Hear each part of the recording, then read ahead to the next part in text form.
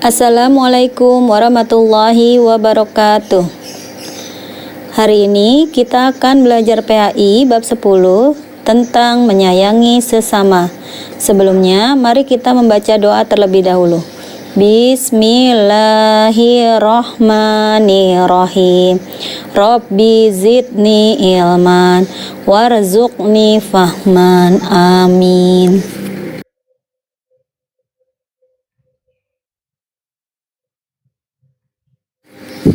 Tujuan pembelajaran kali ini yaitu 1. Siswa mampu menjabarkan, menjelaskan, dan menerima kebenaran kisah Nabi Yakub alaihi salam. 2. Siswa mampu menyebutkan dan meyakini perilaku kasih sayang.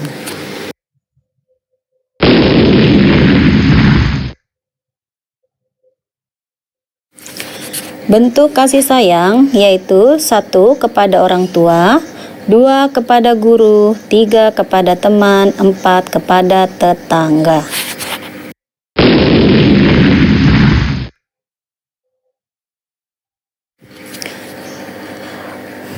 Contoh perilaku kasih sayang kepada orang tua yaitu mendoakan orang tua, menuruti perintah orang tua, mencium tangan orang tuanya ketika berangkat dan pulang sekolah, membantu meringankan pekerjaan orang tua, dan merawat orang tua sebagaimana mereka telah merawat kita dari kecil.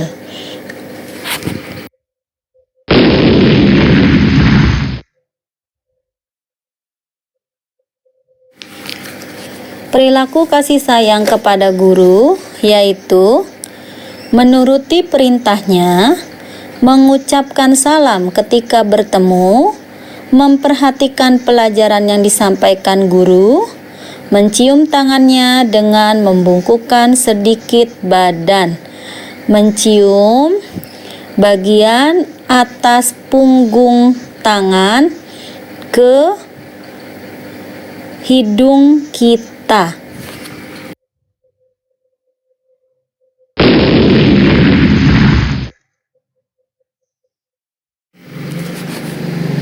Perilaku kasih sayang kepada teman, mengucapkan salam ketika bertemu, menjenguk teman ketika sakit, menolong teman yang sedang kesulitan, takziah jika ada keluarga teman yang meninggal, membantu menerangkan ketika belajar apabila teman kesulitan dalam hal pelajaran.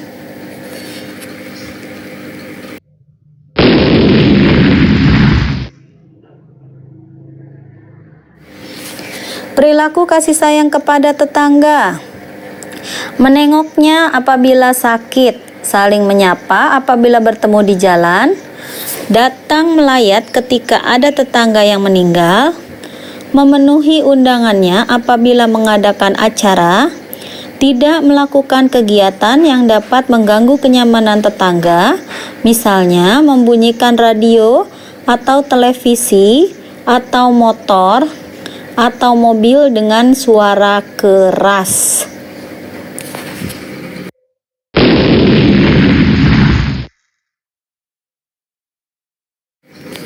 Perilaku kasih sayang kepada hewan dan tumbuhan, memberikan makan dan minum kepada hewan peliharaan, menyirami dan merawat bunga, tidak menyakiti hewan, membersihkan kandangnya, dan memeriksakan ke dokter hewan.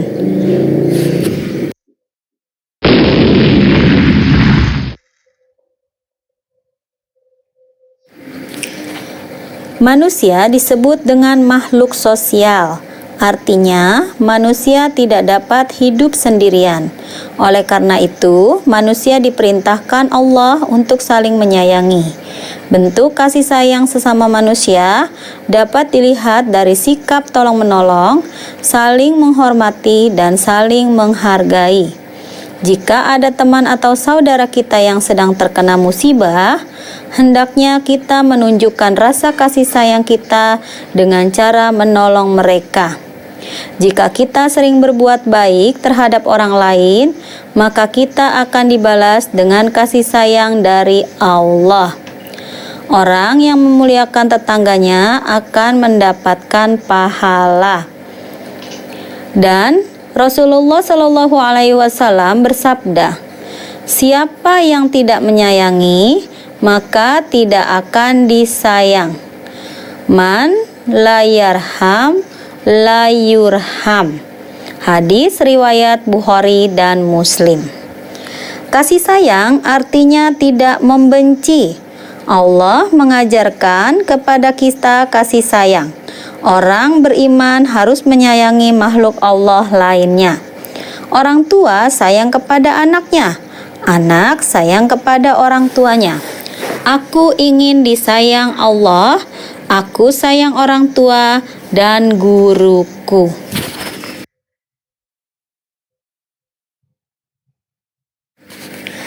Allah menunjukkan rasa kasih sayangnya terhadap kita dengan berbagai cara, seperti menganugerahkan kenikmatan yang kita rasakan selama ini. Coba kita sebutkan kenikmatan apa saja yang kita rasakan selama hidup kita, mulai dari udara yang bisa kita hirup, air yang tidak terbatas jumlahnya, aneka hewan dan tumbuhan, dan lain sebagainya. Untuk membalas kasih sayang yang Allah berikan kepada kita, hendaknya kita selalu bersyukur dengan mentaati perintahnya dan meninggalkan larangannya. Kasih sayang dapat mempererat ikatan persaudaraan. Ketaatanmu kepada gurumu lebih baik daripada ilmu yang kamu dapatkan.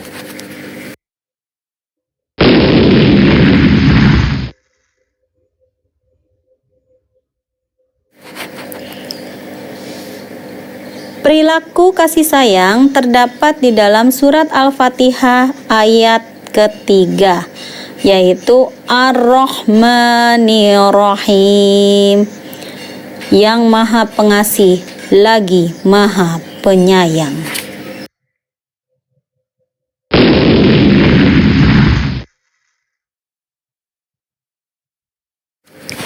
Mari sama-sama kita melihat, mendengarkan, dan mengikuti hadis kasih sayang berikut. Assalamualaikum warahmatullahi wabarakatuh. Anak-anakku semuanya, kali ini kita akan menghafalkan hadis kasih sayang. Mari kita hafalkan bersama-sama, tirukan ustazah ya. Hadis kasih sayang. Mal la yarham la yurham. Artinya, barang siapa tidak menyayangi, maka tidak akan disayangi. Kita ulangi ya. Hadis kasih sayang. Mal la yarham la yurham. Barang siapa tidak menyayangi, maka tidak akan disayangi. Jika kita tidak sayang dengan orang lain, seperti sering bertengkar, berebut mainan, ataupun marah-marah, maka kita tidak akan disayangi. Sebaliknya, ketika kita sayang kepada orang lain, misalkan belajar bersama, bermain bersama, dan berbagi makanan, maka kita akan disayangi oleh orang lain. Mari kita ulangi sekali lagi ya, supaya hafal. Hadis kasih sayang. Mal la yarham la yurham. Artinya, barang siapa tidak menyayangi, maka tidak akan disayangi. Supaya anak-anakku semuanya cepat dalam menghafal, silahkan dibaca berulang-ulang ya. Semoga dimudahkan oleh Allah ya. Sampai jumpa di pembelajaran selanjutnya, tentunya bersama Ustazah Ana. Wassalamualaikum warahmatullahi wabarakatuh.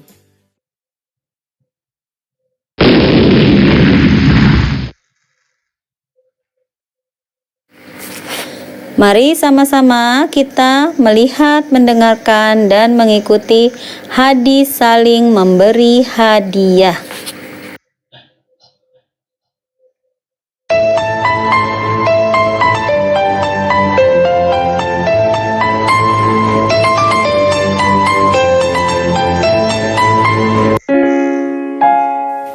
Assalamualaikum warahmatullahi wabarakatuh. Anak soleh, apa kabar hari ini? Semoga semuanya sehat ya. Dan hari ini kita akan hafalan hadis saling memberi hadiah. Sekarang simak, kemudian ikuti yang Bunda baca. Tahadu tahabbu.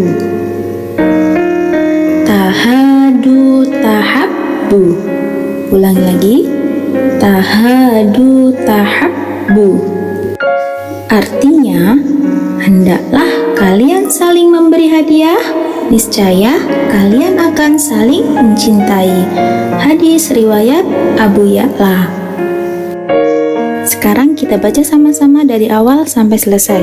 Hadis saling memberi hadiah. Tahadu tahabbu. Artinya, hendaklah kalian saling memberi hadiah, niscaya kalian akan saling mencintai. Hadis riwayat Abu Ya'la. Nah, anak soleh, ternyata saling memberi hadiah akan menimbulkan rasa saling menyayangi di antara kita. Oleh karena itu, sesama muslim harus saling menyayangi dan dianjurkan saling memberi hadiah. Oke, hadisnya sangat pendek. Semoga semuanya hafal ya. Udah tutup. Wassalamualaikum warahmatullahi wabarakatuh.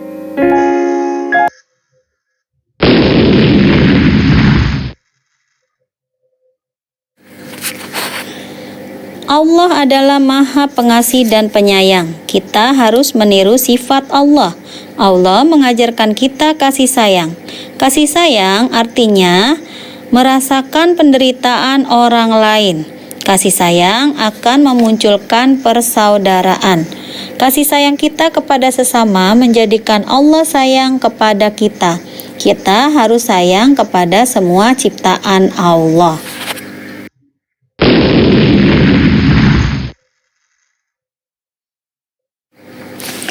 Hikmah saling menyayangi yaitu irhamu man fil ardi yarhamkum man fis samai.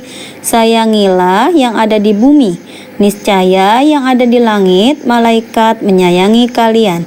Hadis riwayat Tirmizi.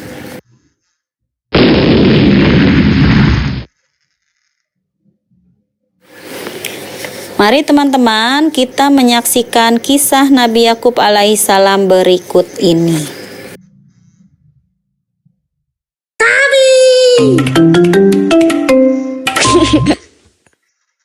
Kisah Nabi Yakub alaihi salam. Nabi Ishak alaihi salam mempunyai dua orang anak, yaitu Is atau Aish dan Yakub. Ketika usia Nabi Ishak sudah lanjut, penglihatan dan pendengarannya tidak lagi baik. Ishlah yang setiap hari melayani kebutuhan Nabi Ishak. Itu adalah tanggung jawabnya sebagai anak tertua. Suatu ketika, sang ibu meminta Yakub untuk menyiapkan makanan untuk Nabi Ishak. Yakub mengerjakan perintah ibunya dengan senang hati. Melihat perilaku anaknya yang sangat baik, Nabi Ishak mendoakan Yakub. Beliau berkata, "Semoga engkau menurunkan nabi-nabi dan raja." Ish merasa iri setelah tahu bahwa ayahnya mendoakan Yakub. Ia merasa Yakub telah lancang menggantikan tugasnya menyiapkan makanan untuk ayah. Seharusnya doa itu untuk dirinya, bukan untuk Yakub. Ish kemudian mengancam akan membunuh Yakub agar doa ayahnya itu tidak terwujud. Mengetahui bahwa hubungan kedua putranya tidak harmonis, sang ibu menyuruh Yakub untuk pergi ke Padang Aram, ke rumah pamannya. Yakub pun menuruti perintah ibu. Ia pergi secara sembunyi-sembunyi pada malam hari. Karena kebiasaan inilah, Yakub disebut Israel, yang berarti berjalan di malam hari. Yakub tiba di Padang Aram dengan selamat. Ia kemudian mencari rumah pamannya dan meminta izin untuk tinggal di sana. Sang paman mengizinkan Yakub untuk tinggal. Ia bahkan menganggap Yakub sebagai anaknya sendiri. Laban bin Batwih atau paman Yakub adalah seorang yang dermawan. Ia selalu membagikan sebagian hartanya untuk orang-orang yang tidak mampu. Melihat perilaku pamannya yang begitu terpuji, Yakub lantas menirunya. Kemudian, Yakub pun dikenal sebagai dermawan yang baik hati.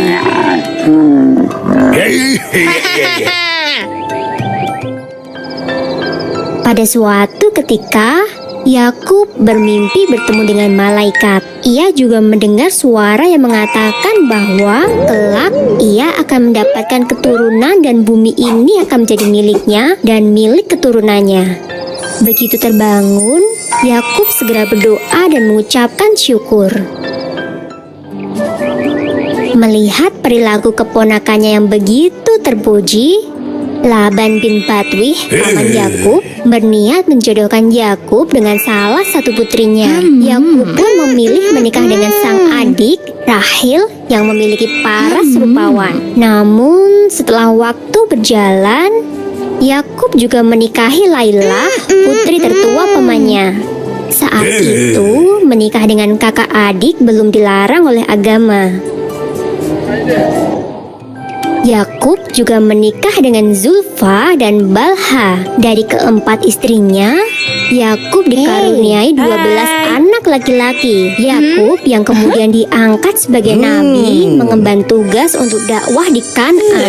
Dari anak cucu Nabi Yakub inilah kelak akan lahir beberapa nabi Bani Israel. Mereka adalah Nabi Musa alaihi salam, Nabi Harun alaihi salam, Nabi Ilyas alaihissalam, Nabi Ilyasa alaihissalam, Nabi Dahud alaihissalam, Nabi Sulaiman alaihissalam, Nabi Zakaria alaihissalam, Nabi Yahya alaihissalam, Nabi Isa alaihissalam, dan Nabi Yunus alaihissalam. 11 orang keturunan Nabi Yakub ini nantinya akan diangkat menjadi Nabi Allah.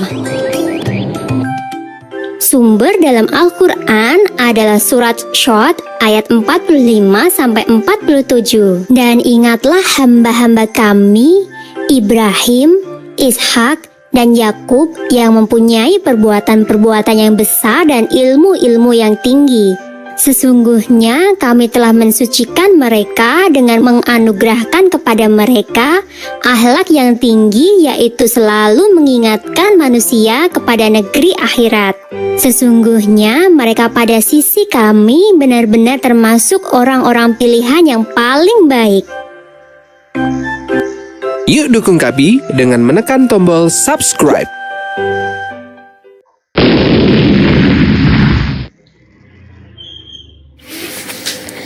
Nabi Yakub alaihissalam adalah anak Ishak bin Ibrahim. Beliau diutus Allah ke Kan'an sebagai rasul untuk menyeru manusia menyembah Allah yang Maha Esa. Beliau menjadi rasul di negeri Kan'an dan menurut riwayat lain, beliau diutus di sebuah desa yang bernama Nabulis. Beliau memiliki kesenangan bercocok tanam dan memelihara ternak. Nabi Yakub alaihissalam adalah putra Nabi Ishak alaihissalam. Keturunan Nabi Yakub banyak sekali. Mereka mempunyai sebutan Al-Asbat, artinya kabilah Bani Israel. Israel ialah gelar dari Nabi Yakub alaihissalam. Karena itu Nabi Yakub alaihissalam disebut juga Nabi Israel. Pada waktu hijrah ke Palestina, beliau berjalan di waktu malam dan pada siang hari beliau beristirahat. Putra-putra Nabi Yakub alaihissalam adalah orang-orang baik yang beriman kepada Allah. Di masa akhir hidupnya, beliau pindah ke Mesir mengikuti putranya Nabi Yusuf alaihissalam yang menjadi pembesar di negeri Mesir. Kemudian beliau wafat dalam usia 147 tahun. Inilah asal-usul adanya Bani Israel di Mesir. Dalam perjalanan hijrah ini, beliau tertidur di atas sebuah batu. kemudian bermimpi. Dalam mimpi inilah Nabi Yakub alaihissalam menerima wahyu Allah yang berbunyi, "Aku Allah, tiada Tuhan melainkan aku. Aku Tuhan engkau dan Tuhan Bapa engkau. Aku telah mewariskan bumi ini yang suci Baitul Maqdis untukmu dan keturunanmu, dan aku memberi berkah padanya, dan aku berikan engkau kitab pelajaran, hikmah, dan kenabian." Nabi Yakub alaihissalam menerima wahyu yaitu 2 kalimat syahadat, asyhadu alla ilaha illallah wa asyhadu anna muhammadar rasulullah. Aku bersaksi bahwa tidak ada Tuhan selain Allah, dan aku bersaksi bahwa Nabi Muhammad itu adalah utusan Allah. Nabi Yakub alaihissalam adalah utusan Allah. Nabi Yakub alaihissalam mempunyai saudara yang bernama Isu. Isu tidak suka kepada Nabi Yakub alaihissalam. Nabi Yakub alaihissalam tetap sayang kepada Isu. Beliau suka mengalah dan menghindar dari permusuhan.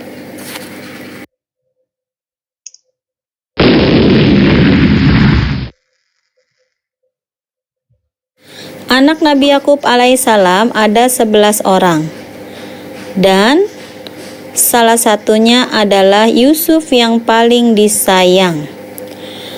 Oleh karena itu, saudara-saudara Yusuf terhasut oleh setan untuk berlaku jahat kepada Yusuf.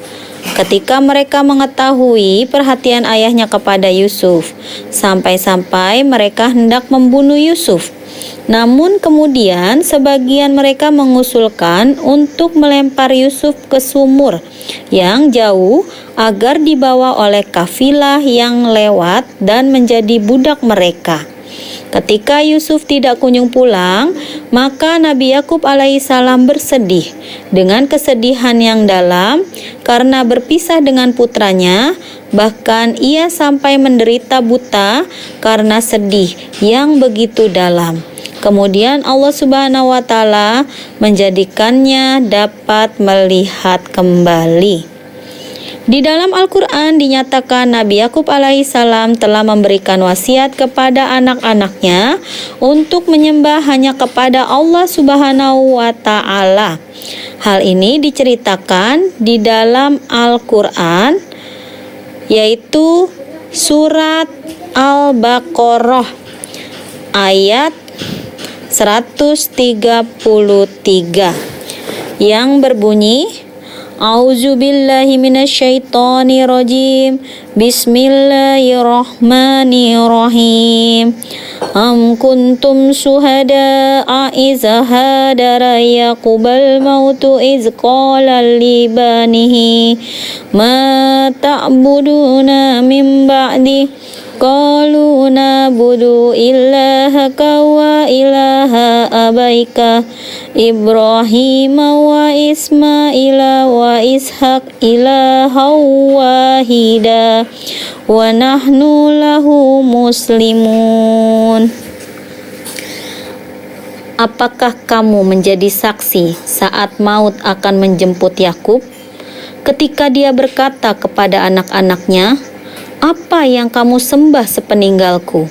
Mereka menjawab, "Kami akan menyembah Tuhanmu dan Tuhan nenek moyangmu, yaitu Ibrahim, Ismail, dan Ishak, yaitu Tuhan yang Maha Esa, dan kami hanya berserah diri kepadanya."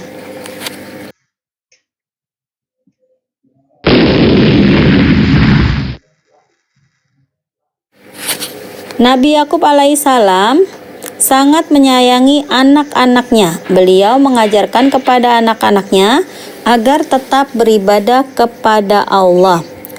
Nabi Yakub alaihissalam telah memberikan keteladanan yang sangat baik. Misalnya, kesabaran dalam beribadah, penuh kasih sayang, dan sangat memperhatikan pendidikan iman dan urusan agama.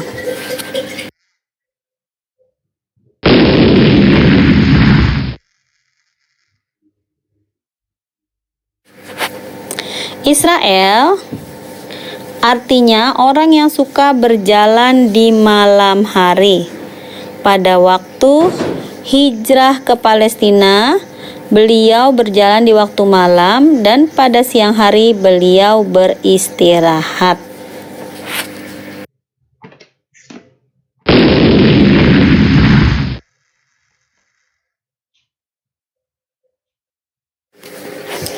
Terima kasih atas perhatiannya. Ibu akhiri, wabillahi taufik wal hidayah. Wassalamualaikum warahmatullahi wabarakatuh.